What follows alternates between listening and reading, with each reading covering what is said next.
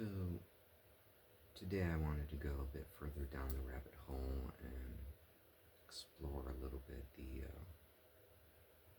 the origins of the Watchers.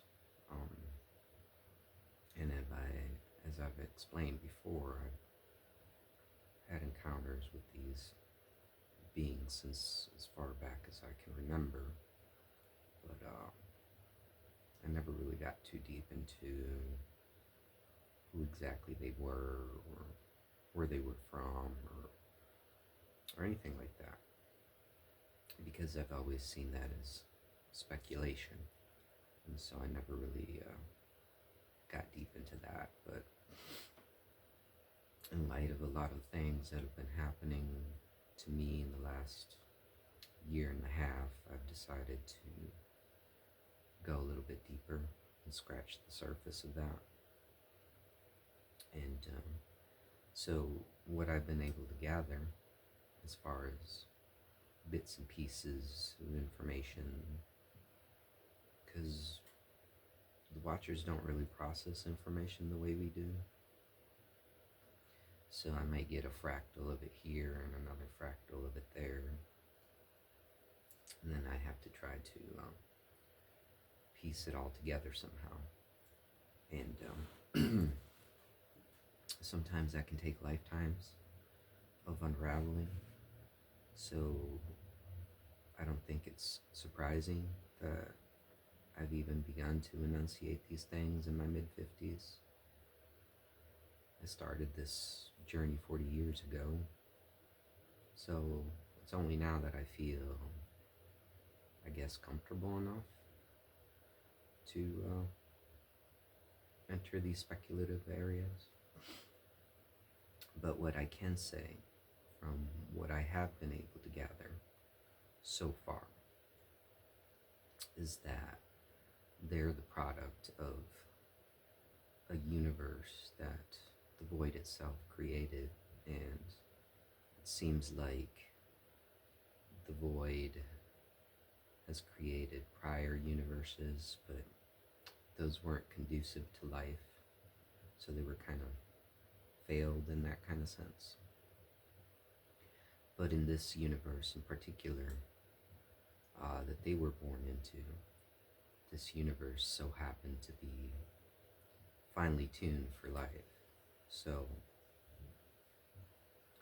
they went through that process of development and were able to get past all the different stages from type 1 to type 8, where they're at now. And in terms of our understanding of time, this may have happened potentially trillions of years ago. I'm not seeing billions, I'm seeing trillions. At least that's a number I'm comfortable with.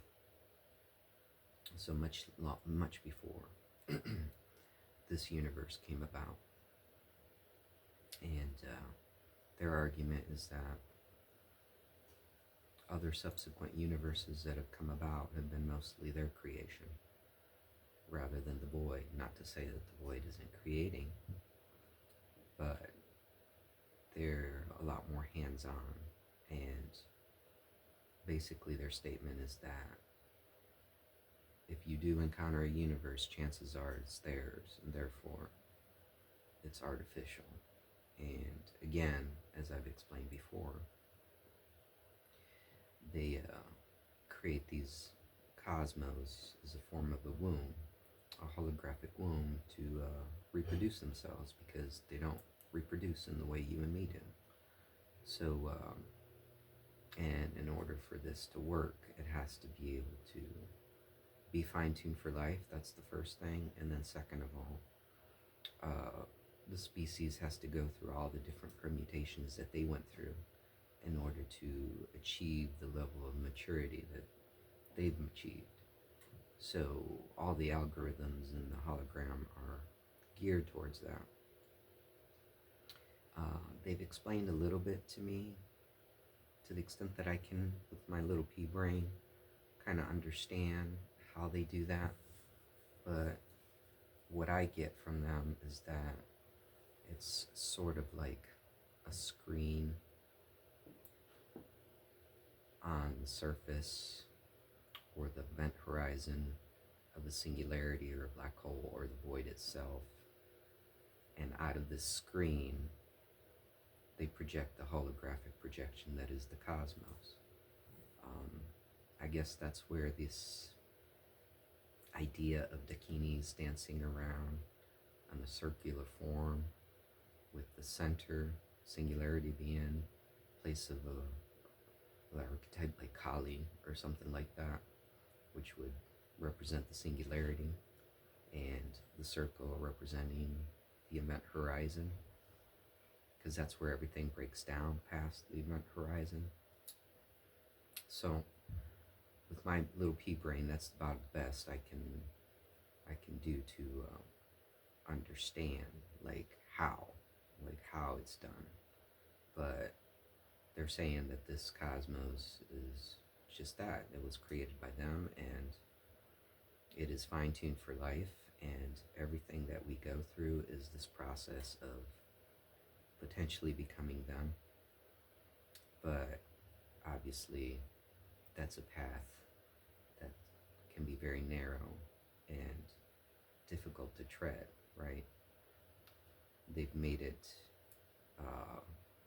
as close as possible to their own timeline and their own the processes that they went through to become what they are. So yes, this universe is essentially a creation, and it's developed precisely for their own reproduction, because the purpose of life, there's two main purposes, right? There's existence and reproduction, and so they exist and they reproduce. So this is how they've explained to me what this is all about, and why it is the way it is. So yeah, and we'll see how far down the rabbit hole I go, with these watchers, because again, I've been with them my whole life, but I've never talked about them, right? It's different to verbalize and to dumb things down in a way that anybody with a basic education can kind of gather, right? And kind of make sense of. That's what's taken me lifetimes to get to. Anyway, so we'll leave it there for now, and we'll see where the watchers take me next time.